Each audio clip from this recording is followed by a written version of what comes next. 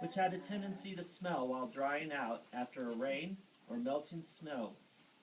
The sod roof was far from waterproof. When the children came down with scarlet fever, Jimmy promised to cover the roof with wood shingles, and had gone to Billy Cousins' sawmill to make them. Mr. Cousins was very helpful, and even gave Jimmy a rusty iron stove to take back home. Rusty or not, to Maggie, it was like new. She was most appreciative. The shingles were carefully stacked by the cabin, but never made it on the roof. Jimmy carefully explored the area for suitable pasture land for his small cattle herd. His explorations took him further and further to the west of Hot Sulphur Springs, and as fall approached, he became desperate to locate suitable grazing pasture before the snows.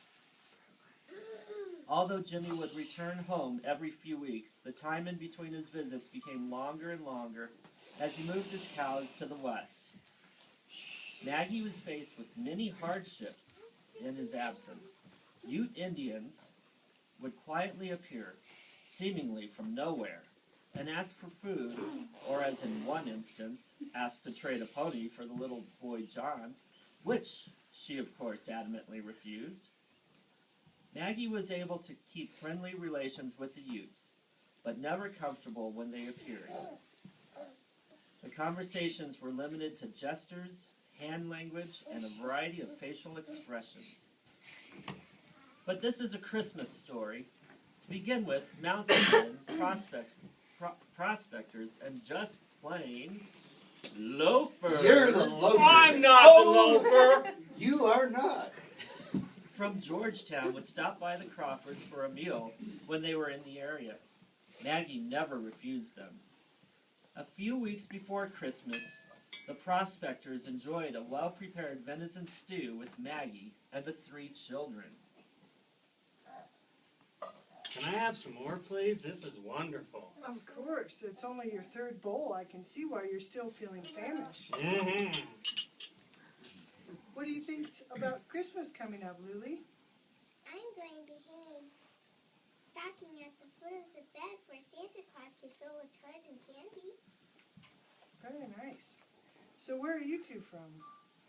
Ma'am, I'm from Kentucky, and I traveled up through Missouri to get to Colorado here. Where part in Missouri are you from? St. Joseph area? Oh, I see. Uh-huh. Not Sedalia. Sedalia, yes, exactly. You Got know a the nice, area. nice farms there. Mm-hmm. I remember the sunny days in Missouri on the farm and the presents, candy, and fruit we would get on Christmas Day. Christmas is coming, but I don't know if Santa Claus is going to be able to find us way up here in the Colorado mountains. We'll see. Well, if I, Charlie Royer, have anything to do with it, it will happen. Well, this has been a good meal. I think it's ready for us 2 Yes. loafers to go. Yes, Mr. Loaf. Let's depart. You two have safe travels. Okay. Thank you very much for the fine meal, ma'am. You're welcome. By Christmas Eve, the snow was deep and drifts were high. The temperature dropped to below 0. Although Jimmy had promised to be back for Christmas, Maggie thought the snow too deep for him to travel. He had located what he called the perfect pasture far to the west and made a land claim close to a different bubbling sulfur spring. He told Maggie it reminded him of the sounds steamboats made on the Missouri River, and named his land claim Steamboat Springs. Alone with the children, Maggie read the Bible story of Christmas. Before dropping off to sleep, Lily said, I know Santa Claus will find us. I just know he will.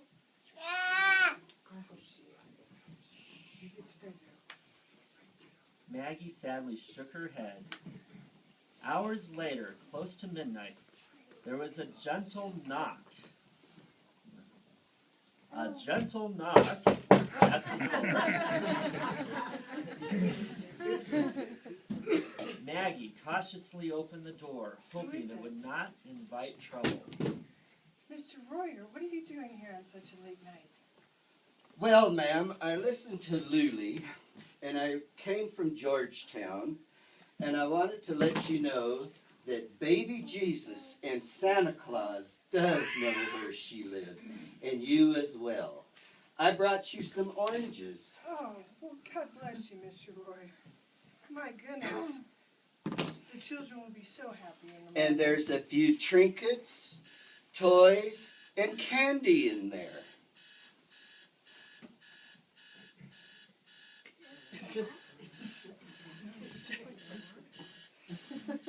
And I picked you up a little mail on the way.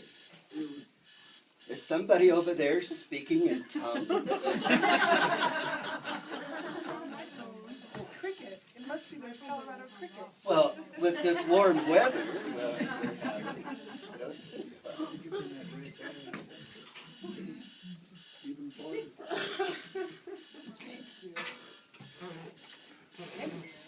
Well, God bless you, Mr. Roy. You have a very safe travel, and you truly bless this family by doing this. Well, ma'am, I wish you and your family and all of you a happy Christmas. Happy Christmas. Happy. He turned and walked back into the darkness.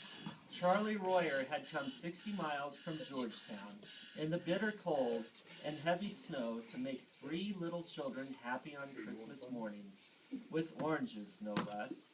In the middle of winter, toys and candy for Christmas they would never forget. Jimmy made it home on Christmas Day to add to the joy. The following year, and many years after, the Crawfords had Christmas in a comfortable ranch house in a place called Steamboat Springs.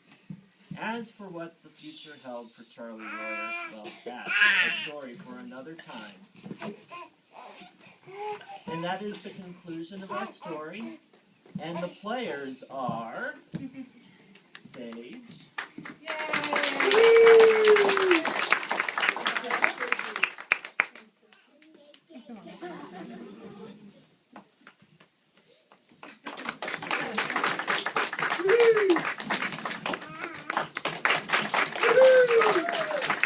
Mr. Oak. thank you. And ladies and gentlemen, the author of this story is sitting right here with the cap on, Mr. Fran Cassidy.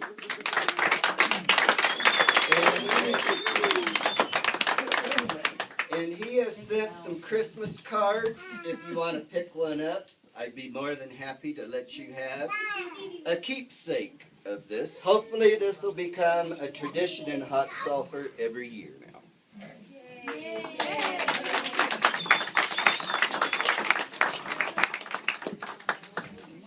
Okay, get up here for pictures.